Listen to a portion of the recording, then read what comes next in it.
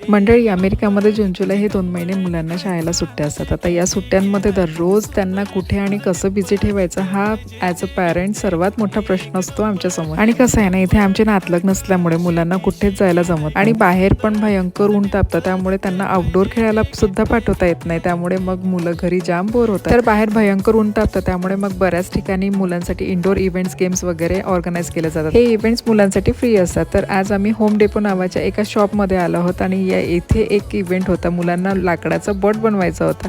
But बनवण्यासाठी लागणारं सगळं साहित्य, कलर त्या शॉपमधूनच आपल्याला प्रोव्हाइड करणार होतं. तर तिथे मुलांनी 2-3 तास छान ॲक्टिव्हिटीज केल्या आणि त्यानंतर आम्ही गेलो भारतीय किराणा दुकानात. आज मला इथे तुळस दिसली आणि बनानाचं झाडही दिसलं.